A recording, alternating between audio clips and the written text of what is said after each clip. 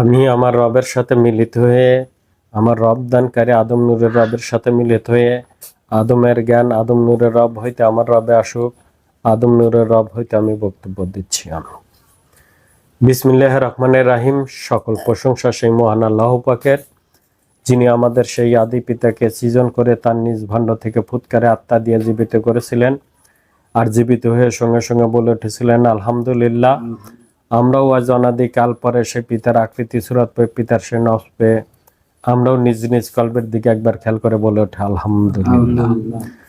অতঃপর যে নবীন নবতে আমরা হাজির হয়েছি তিনি হলেন বিশ্ব নবী এবং ইসলাম ধর্মের প্রচারকারী, এবং এই সকল নবীন নবী, সেই নবীর শানে একবার খাস দরুদ শরীফ পাঠ করি। আল্লাহুম্মা সাল্লি আলা সাইয়্যিদিনা মাওলানা মুহাম্মাদিন রাসূলিল্লাহ। উপস্থিত আমার হিদায়তি ভাই ও বোনেরা, তাদের মাধ্যমে সারা বিশ্বের মানব জাতিকে জানাই সালাম, আসসালামু আলাইকুম। ওয়ালাইকুম আসসালাম। আজ সোমবার, প্রত্যেক সোমবার এই আদম নূরের উদ্যোগে সাপ্তাহিক অনুষ্ঠান হয়। আজও সেই সাপ্তাহিক অনুষ্ঠানে আমরা কিছু ভাই উপস্থিত হয়ে সেই মুর্শিদ পাকের তরফ হতে কিছু আলোচনা করছি। আমি সেই মুর্শিদ পাকের তরফ হতে বক্তব্য দিচ্ছি, আমি নফসের জাতে আদম, রব্বের জাতে আদম। আজ আমি আপনাদের সামনে বক্তব্য রাখব হেদায়েত কি, কেন হেদায়েত নিতে হবে, এই নিয়ে আমি মুর্শিদ পাকের তরফ থেকে বক্তব্য দিচ্ছি। কোরআনে হেদায়েতের কথা বলা হয়েছে। এই হেদায়েত কি, কেন নিতে হবে, এই হেদায়েতের কথা বার বলা হয়েছে। হেদায়েত গ্রহণ করো, এবং বলা হয়েছে ঈমান আনো, এবং স্বীয় দিনের ইবাদত করো, স্বীয় রবের ইবাদত করো, এগুলোই কোরআনে বলা হয়েছে। আরো বলা হয়েছে যারা এই হেদায়েত গ্রহণ না করে তারা কাফের। তাহলে এই হেদায়েতের ভিতর কি আছে? কোরআন আল্লাহর বাণী বলা হয়, তাহলে সেই কোরআনের মধ্যেই এই কথাগুলো বলা হয়েছে। তাহলে সেই হেদায়েত কি? সেই হেদায়েত কি এই 1500 বছরের ভিতর কেউ আপনাদের সামনে নিয়ে এসে বলেছে যে এটাই সেই আল কোরআনের হেদায়েত, বা এটাই সেই আল্লাহর তরফের হেদায়েত? কোরআনে আরো একটা আয়াতে বলা হয়েছে যে এই হেদায়েতের মালিক আমি, তুমি নও। কাকে বলা হচ্ছে? বিশ্ব নবীকে বলা হচ্ছে। এই নাকি যে এই হেদায়েতের মালিক তুমি নও, আমি আল্লাহ আমার। তাহলে এই হেদায়েতের মালিক সেই মহান আল্লাহ পাক, কোরআনেই সাক্ষী দিচ্ছে। আর এই আল্লাহ, মহান আল্লাহ পাক এই পৃথিবীতে আসবেন না, এজন্যই মহান আল্লাহ পাক তার তরফের প্রতিনিধি নিযুক্ত করেছেন এই পৃথিবীর জন্য। তাহলে অবশ্যই সেই প্রতিনিধি এই হেদায়েত নিয়ে আপনাদের কাছে দণ্ডায়মান হবেন। যে হেদায়েত এই 1500 বছরের ভিতর সেই আল্লাহর তরফের প্রতিনিধিও আসে নাই, সেই হেদায়েতও আপনারা পান নাই। যদি পেয়ে থাকেন তাহলে বলেন যে এটাই সেই আল কোরআনের হেদায়েত, বা এটাই সেই আল্লাহর তরফের হেদায়েত, বা এই মানুষটা সেই আল্লাহর প্রতিনিধি হয়ে সেই হেদায়েত নিয়ে দণ্ডায়মান হয়েছেন। এরকম কোনো মানুষ এসে আপনাদের সামনে দণ্ডায়মান হয় নাই। তাহলে এই 1500 বছরের ভিতর এই যে তরিক বায়াত যা কিছু আছে, এগুলো কিন্তু দেখেন এই কোরআনের সেই হেদায়েত না। তারাও তাদের সেই দাবিতে আসতে পারে নাই যে আমি সেই আল্লাহর তরফের প্রতিনিধি, বা আমি সেই আল্লাহর তরফের খলিফা, আমার কাছে সেই আল্লাহর তরফের হেদায়েত আছে, এই শব্দগুলো নিয়ে বলতে পারে না। আবার দেখেন যে এই হেদায়েতের ভিতর দিয়ে সেই দিন, ঈমান আনা, সেই স্বীয় দিনের ইবাদত, স্বীয় রবের ইবাদত, স্বীয় আকিমুস সালাত কায়েম করা, এগুলোও কিন্তু আপনাদের কেউ দেখাতে পারে নাই। এই 1500 বছরের ভিতর কেউই দেখাতে পারে নাই। তাহলে অবশ্যই এই হেদায়েত এতদিন ছিল না, নাকি? এই হেদায়েত আপনারা এতদিন সেই আল কোরআনের হেদায়েত বা আল্লাহর তরফের হেদায়েত আপনারা গ্রহণ করতে পারেন নাই। সবে মাত্র আদম নূরের মুর্শিদ তিনি সেই আল কোরআনকে বাস্তবায়নের ভিতর দিয়ে, সেই ঈমান আনয়ন করার ভিতর দিয়ে তিনি সেই ঈমানি নূর হাসিল করে তিনি সেই আল্লাহর তরফের প্রতিনিধি হয়ে, আল্লাহর তরফের খলিফা হয়ে সেই আল্লাহর তরফের হেদায়েত বা আল কোরআনের হেদায়েত নিয়ে দণ্ডায়মান হয়েছেন। সুবহানাল্লাহ। এই কিছুদিন হলো, ধরেন আজ 50 বছর ধরে এই হেদায়েতের দাওয়াত আদম নূরের মুর্শিদ এই সারা বিশ্বের মানব জাতির কাছে ইউটিউবের মাধ্যমে তার সেই কথা, তার সেই হেদায়েতের বাণী, সেই হেদায়েত কি, হেদায়েতের সকল সত্য নিয়ে আপনাদের সামনে দণ্ডায়মান হয়েছিল। আর একমাত্র আদম নূরের মুর্শিদই তার সেই ইমানি নূরের পরিচয় এবং এই স্বীয় দিনের পরিচয়, স্বীয় রবের পরিচয় এবং আকিমুস সালাতের পরিচয় দিয়ে কথা বলেছেন, যা আর কেউ পারে নাই। একমাত্র তিনিই এগুলো অর্জনকারী। তাহলে তিনারই এই স্বীয় দিন, স্বীয় রব, স্বীয় আকিমুস সালাত তাহারই আছে, আর কারো নাই। প্রত্যেকটা নবীর এক একটা সূরত আছে, প্রত্যেকটা নবীর এক একটা দিন আছে, প্রত্যেকটা নবীর এক একটা রব আছে, প্রত্যেকটা নবীর এক একটা অস্তিত্ব আছে। তেমনি ভাবে আদম নূরেরও একটা আছে, আদমেরও একটা আছে। তাহলে অবশ্যই তাহলে নবীদের একটা করে আছে, আদমেরও আছে। তাহলে প্রত্যেকটা নবী সেগুলো কামাই করেছেন। আর আদম নূরের মুর্শিদ তিনি সেই আল্লাহর তরফের দিন, আল্লাহর তরফের রব, আল্লাহর তরফের সেই দিন, আল্লাহর তরফের সূরত তিনি আমার মুর্শিদ পাক সেগুলো কামাই করেছেন নাকি? তিনি তার সেই সত্যগুলো এই মানুষের সামনে দণ্ডায়মান হয়েছেন। এখন এই আদম নূরের মুর্শিদ তিনি এই হেদায়েত কিছু সংখ্যক লোকে দিয়েছেন। এখন এই মানুষ যারা সেই হেদায়েত গ্রহণ করেছেন তারা দেখছি এখন অনেকেই অনেক রকম ভাবে সেই হেদায়েতের বিষয়বস্তুই এখনো পর্যন্ত বুঝতে পারে নাই। যারা নেয় নাই তারা তো বোঝেই নেই, যারা নিয়েছেন তারাও অনেকে এই সত্যগুলো বা এই হেদায়েতের ভিতর যে তার পূর্ণ ধর্ম দেওয়া হলো, পূর্ণ জীবন ব্যবস্থা করে দেওয়া হলো, সেই ঈমান এনে দেওয়া হলো, সেই স্বীয় রব এনে দেওয়া হলো, তার কোনো কিছুই এই মানুষ ওইটুক টাইমের মধ্যে জ্ঞানে বুঝে আনতে পারে নাই। যে কারণে আজ আমাকে এই কথাগুলো বলতে হচ্ছে। মুর্শিদ পাক অনেকবার অনেকভাবে বলেছেন এবং হেদায়েতের অনেক ভিতর দিয়ে অনেকভাবে এই মানব জাতিকে বুঝাইছেন এবং তার ভিতর দিয়ে এই হেদায়েতীদেরকেও বুঝাইছেন। তাহলে আজ আমি সেই হেদায়েতের বিষয়বস্তু নিয়েই আপনাদের সামনে কথা বলতেছি, যাতে আপনারা সেগুলো মনে রাখতে পারেন, মনে আনতে পারেন। তাহলে প্রথমেই আমার মুর্শিদ পাক আপনাদের কাছে সকল কিছু তুলে ধরেছেন যে এই হেদায়েতের ভিতর, এই হেদায়েতের ভিতর দিয়ে তোমার সকল কিছু ফেলে দেওয়া হবে। তুমি যার কাছে বায়াত গ্রহণ করেছো বা কার কাছে কি করেছো, এর সকল কিছুই তোমার ফেলে দেওয়া হবে। এর কোনো কিছু নেই তুমি আর এর ভিতর শামিল করতে পারবে না। না ওয়াদা নেওয়া হয় নাই, এবং বলা হয়েছে যে এই হেদায়েতের ভিতর দিয়ে তোমাকে সেই ঈমান এনে দেওয়া হবে। সে নির্দিষ্ট করা হবে আদম জাতের উপর, আদম নফসির উপর, আদম দিনের উপর, সকল কিছু তোমাকে নির্দিষ্টতা এনে দেওয়া হবে। সেই নির্দিষ্টতা নিয়ে তোমাকে এখন থেকে চলতে হবে। তুমি এতদিন অনির্দিষ্টতায় ছিলে, কোন জাতের আত্মা নিয়ে চলছে, কোন জাতের দিন নিয়ে চলছো, কোন জাতের রব নিয়ে চলছো, তা তোমার কখনোই মনে ছিল না, বা তুমি নিজেও জানো না।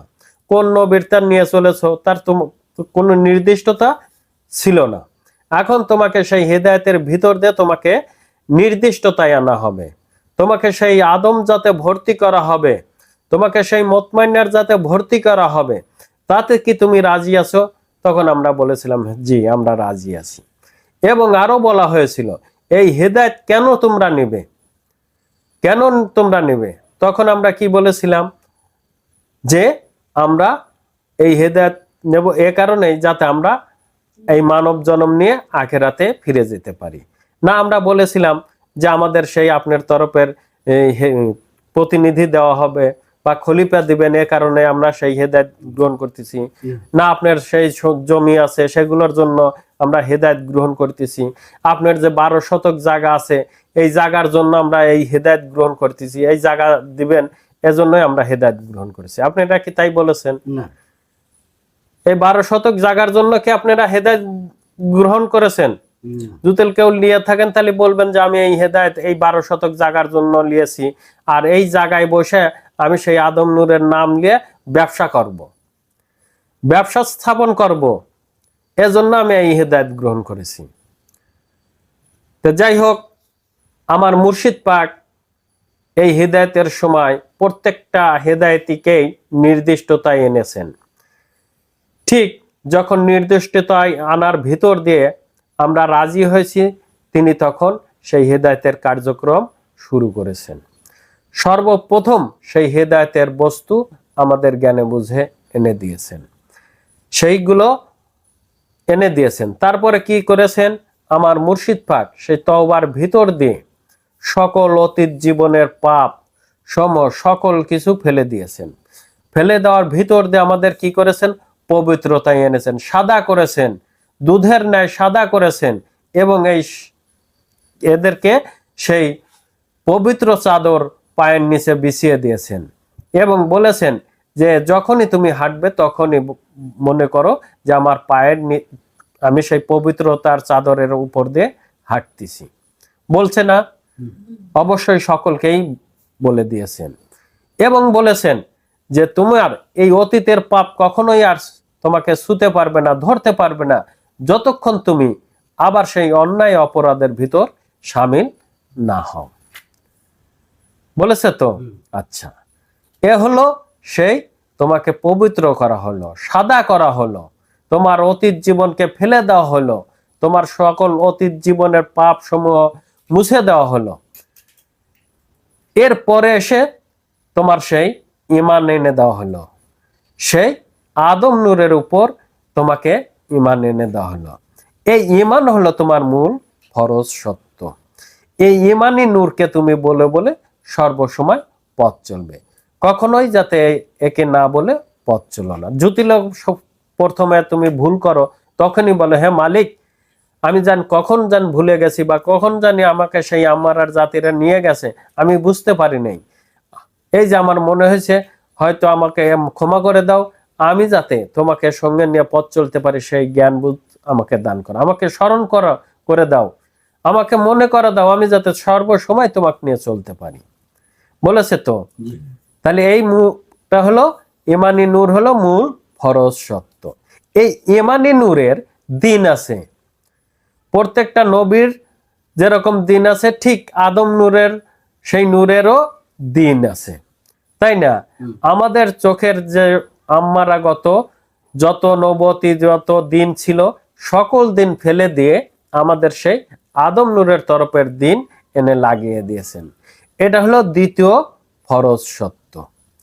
এই দিনকে ভালো দেখবে, এই দিন দ্বারা ভালো করবে, এই দিন দ্বারা ভালো দেখার ভিতর দিয়ে, পবিত্র দেখার ভিতর দিয়ে এই দিনকে ভালো করবে, এবং যখনই দেখবে তখনই বলো হে মালিক, এই যে আমি তোমার দিন দ্বারা দেখতেছি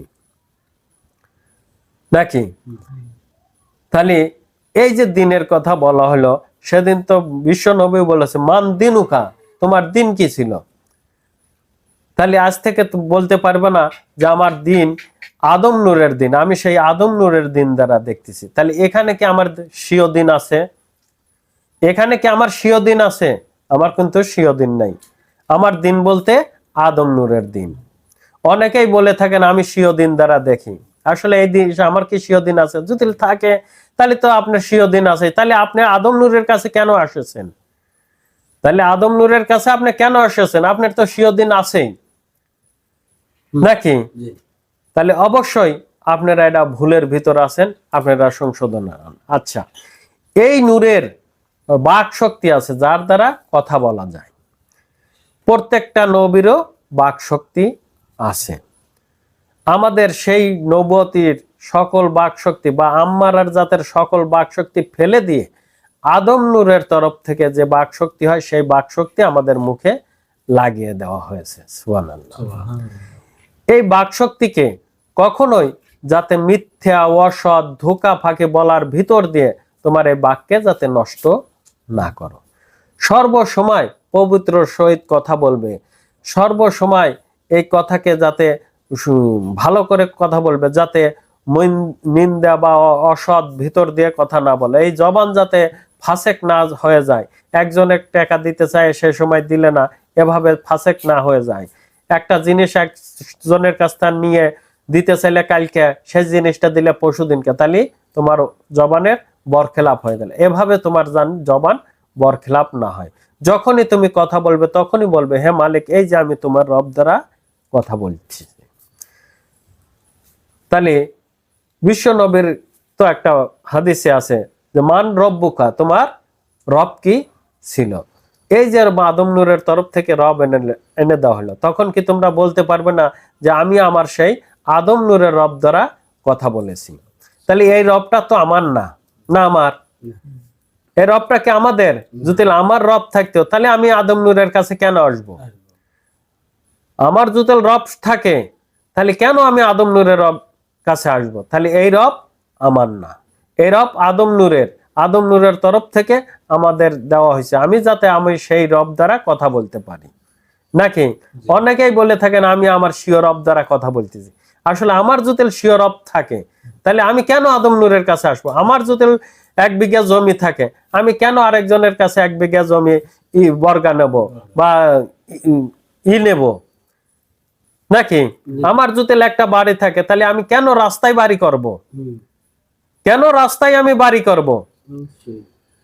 নাকি আমার তো বাড়ি ঘর আছে, আমি রাস্তায় কেন বাড়ি করব? তাহলে অবশ্যই আমার এগুলো না, এগুলো সবকিছুই আদম নূরের, তাই না?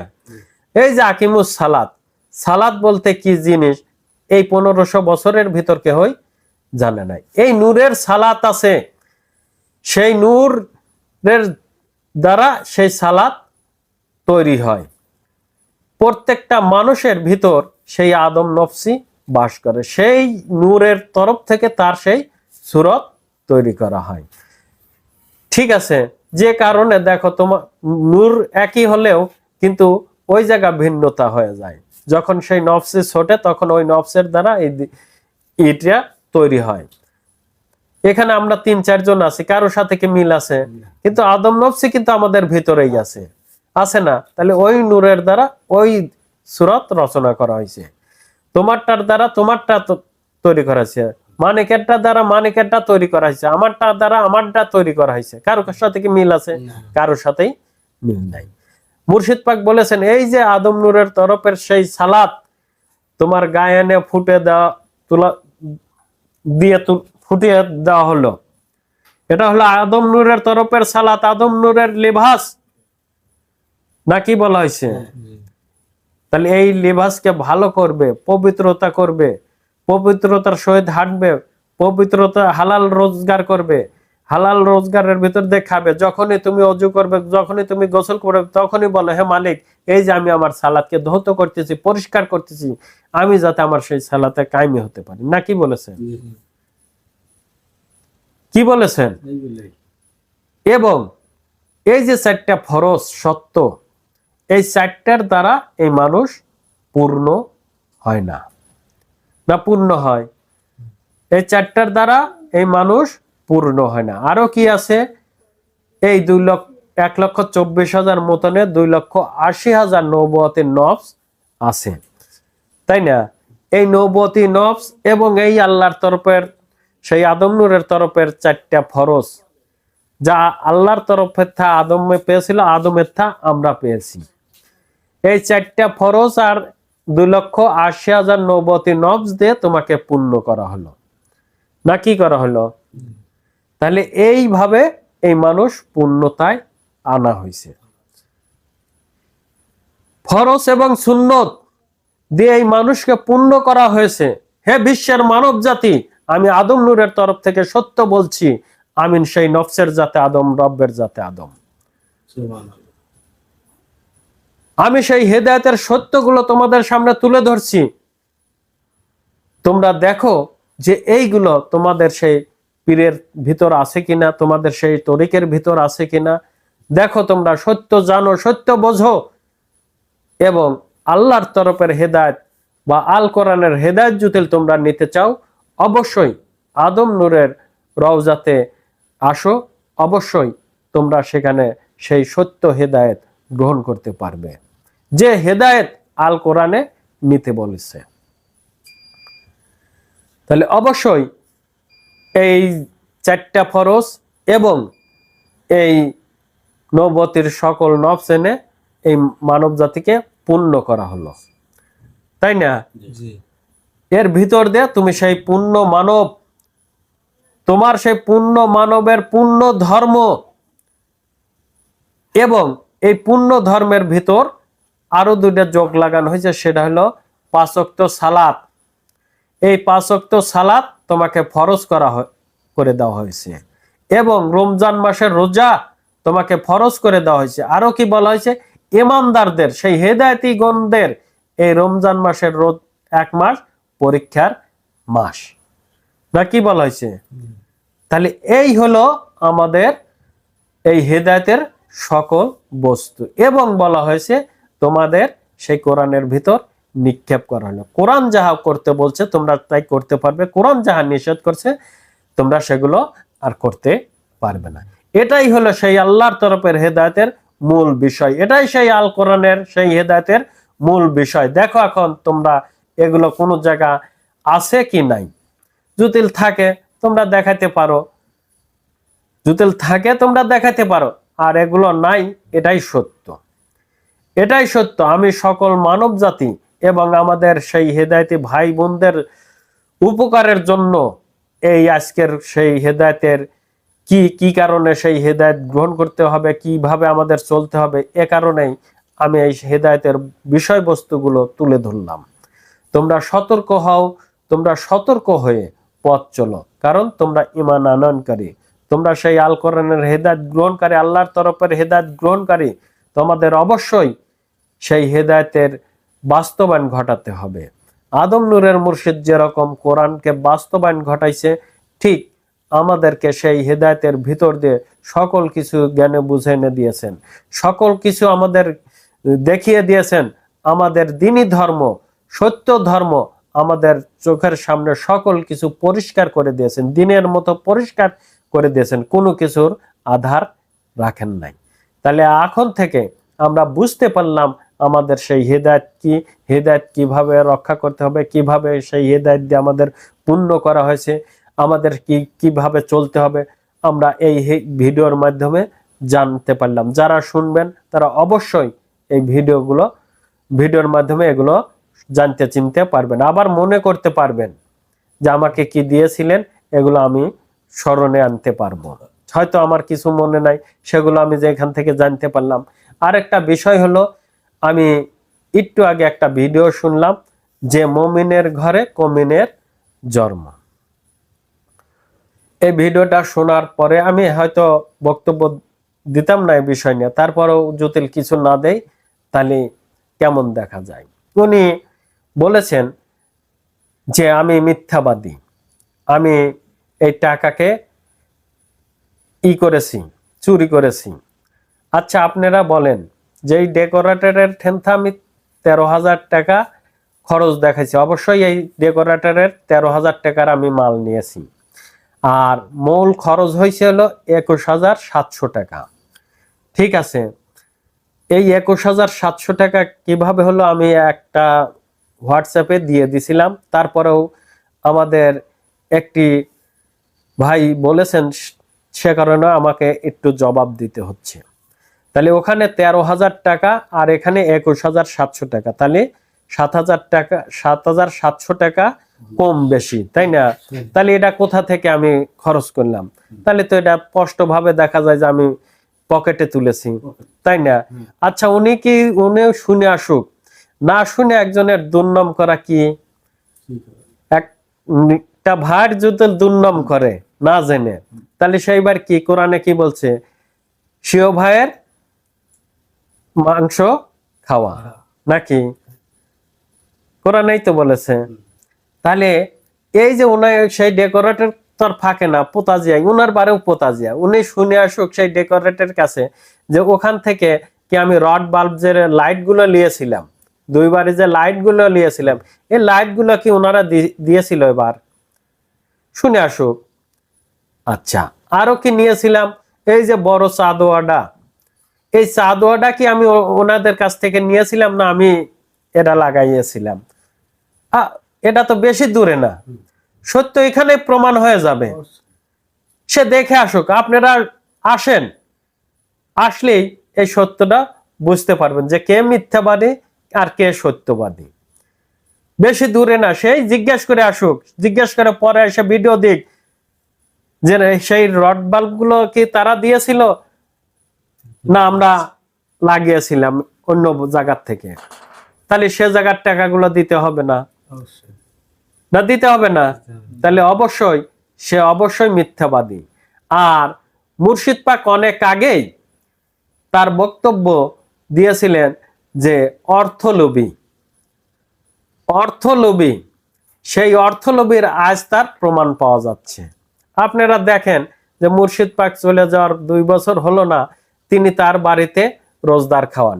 এটা কার ছিল?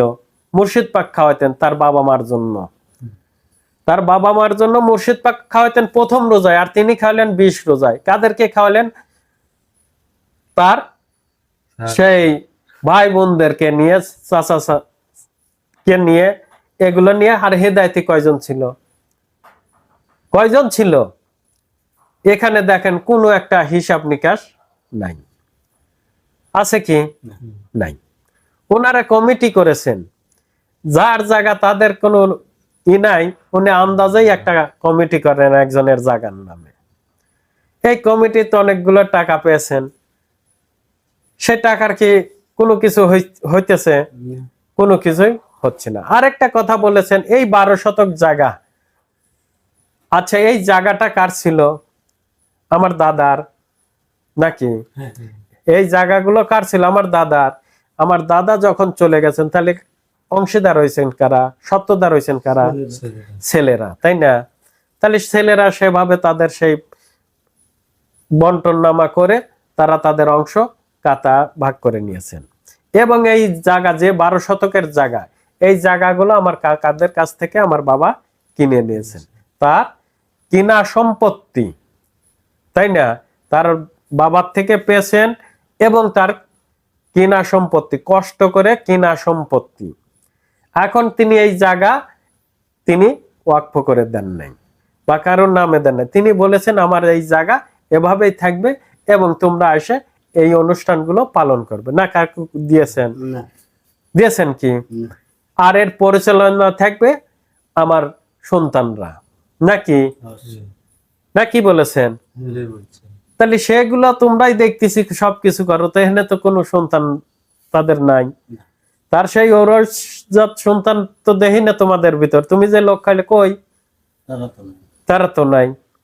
আচ্ছা, এই 12 শতক জায়গা তুমি বলছো একজনের কেনা বেচা করছে, আর হলো একজনের নামে 4.5 শতক। তুমি তার নামে দুর্নাম করো, তার নামে, তার সাথেই দেখো তোমার সবকিছু চলতেছে। এবং দেখো এই 20 তারিখে রোজদার খাইছো, সেই মানুষটাকেই তুমি দাওয়াত দেখাইছো। যারা এই জায়গা কিছু করে নাই, তার সাথে তোমার কোনো সম্পর্কই নাই। যার তুমি দোষ দিচ্ছ যে একজনের নামে 4.5 শতক তারা কিনা বেচা করছে, সেই 2 জন লোকের সাথেই তোমার সম্পর্ক। তুমি তাকে দাওয়াত দাও, তুমি তাকে আসতে বলো, তুমি তার সাথে কথা বলো, তুমি সকল কিছু তার সাথেই করো। আসলে তুমি এই খেল খেলাইছো, তুমি এই খেল খেলাইছো। হে বিশ্বের মানব জাতি, হে হেদায়েতি গণ, তোমরা পোতাজিয়ে এসে দেখো যে আমার দের নামে কতটুক কি আছে আর তার নামে কতটুক কি আছে। আপনারাই এসে দেখে যান। আমি আর কি বলবো? আসলে পাশে লোকে কিছু বলে, পাশে লোকে কিছু বলতে এরকম তার স্বভাব। অনেক কিছু থাকা কালেও আমি তাদের দুর্নাম করব না।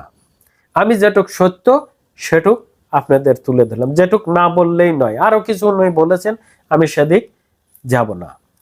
তো এমনি ভাবে মিথ্যাবাদীরা সেই এরা অবশ্যই এরকমই করবে। হিংসাকারীরা,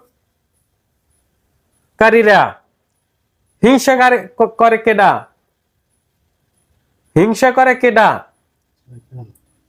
হিংসা করে সেই ব্যক্তি যে হিংসার আত্মা নিয়ে চলে, নাকি? হিংসা আত্মা নিয়ে চলে।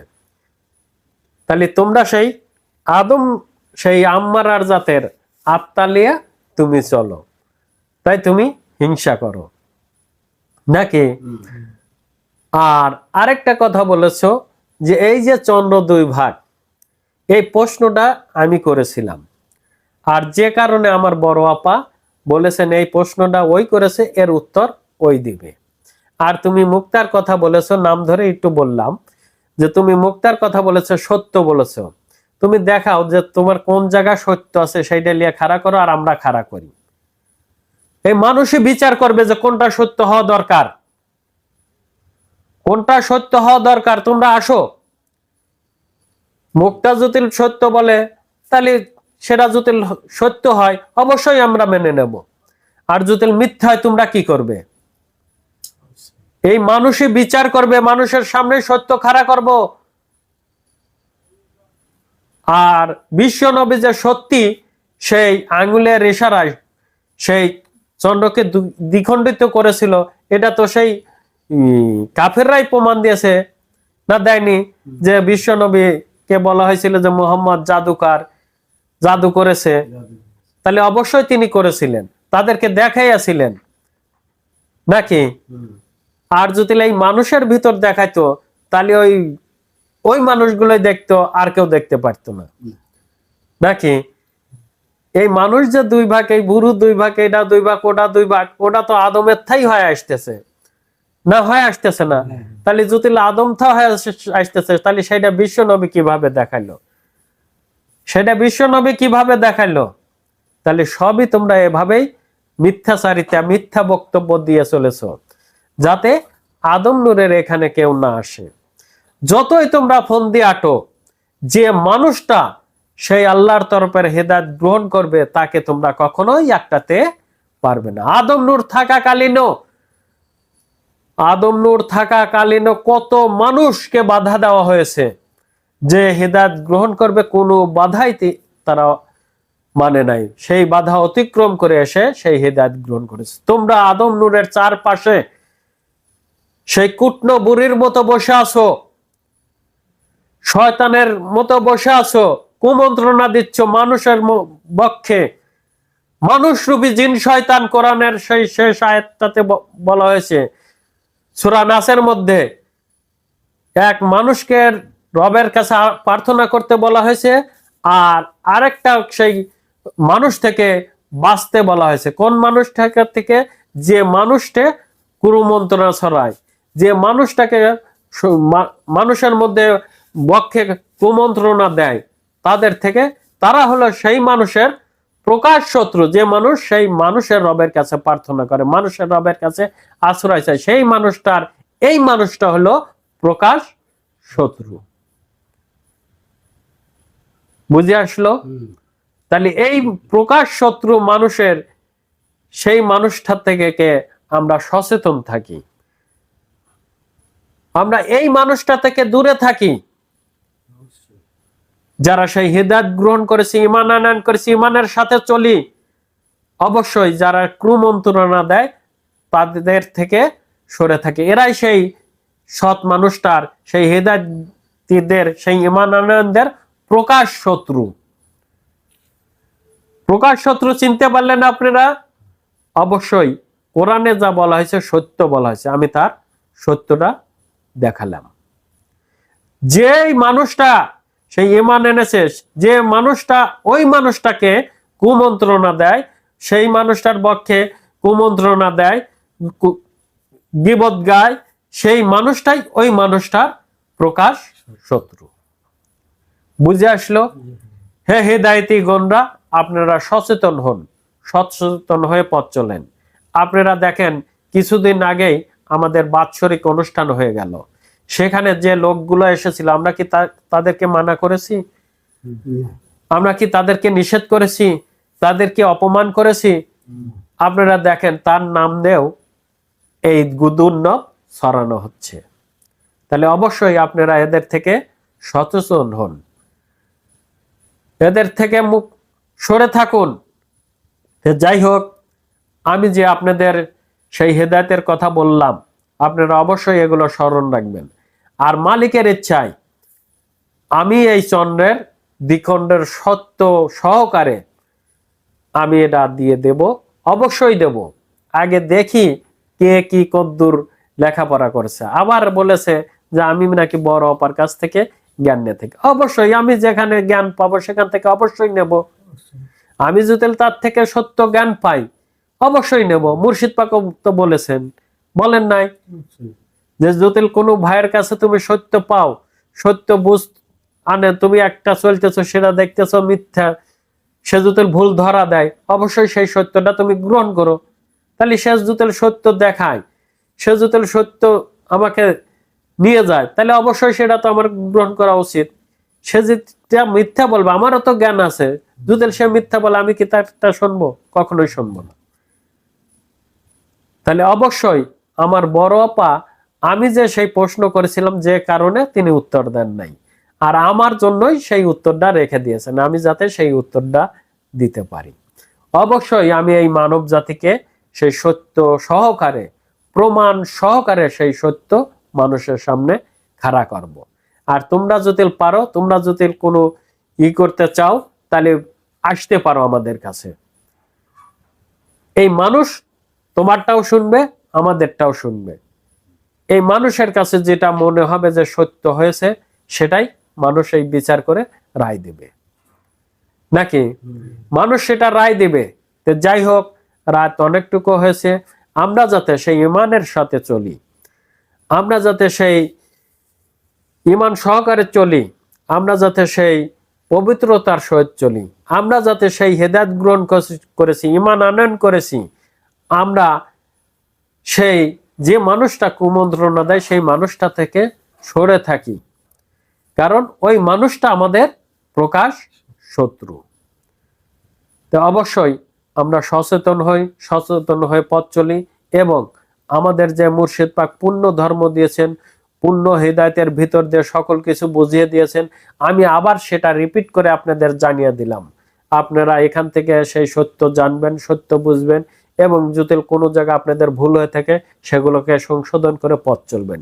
আপনার হেদায়েত পূর্ণ হেদায়েত, আপনার হেদায়েত পূর্ণ হেদায়েত, আপনি পূর্ণ মানবের সেই পূর্ণ ধর্ম আদম নূরের মুর্শিদ দিয়েছেন। এখানে একটুকু রদ বদল করা চলবে না। যদি রদ বদল করেন তাহলে ওই জায়গার যে জিনিস, সেই জিনিসের জন্য আপনাকে দোজখে যেতেই হবে, কোনো ভুল নাই। সত্য আগত, মিথ্যা দূরীভূত। আমি সেই আদম নূরের সত্যর নিয়ে কথা বলছি। আমার কোনো কিছুই নাই, আমার কোনো কিছুই নাই, সকল কিছুই সেই মহান আল্লাহ তাআলার।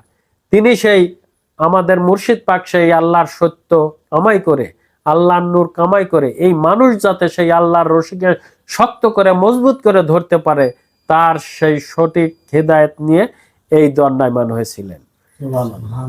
একমাত্র আদম নূরের মুর্শিদ এই 1500 বছর পরে সেই হেদায়েত নিয়ে দণ্ডায়মান হয়েছিলেন, যে হেদায়েতের কোনো কিছুই এই পীরদের কাছে, কোনো মানুষের কাছে ছিল না। কোনো জ্ঞান বোঝ ছিল না। দিন কোরআনে থাকতেও কোনো মানুষ দিন চেনে নাই, রব থাকতেও কোনো মানুষ রব চেনে নাই, সালাত থাকতেও কোনো সালাত চেনে নাই। তা চিনতে পেরেছে? কখনোই চিনতে পারে নাই। তো যাই হোক, আমরা যাতে সেই আমাদের হেদায়েতকে পূর্ণ করার ভিতর দিয়ে, পূর্ণ পবিত্রতার ভিতর দিয়ে আমরা যাতে সেই তহাকন্যা হরজতা জিনু আর আমরে আদম নূরের মুহূর্তে যাতে জীবন লাভ করতে পারি, সবাই বলে আমিন। এই বলে আজকের বক্তব্য আমি এখানে শেষ করছি। সুবহানাল্লাহ বিহামদিহি, সুবহানাল্লাহ আযীম। সবার প্রতি আমার সালাম। আসসালামু আলাইকুম। ওয়া আলাইকুম আসসালাম।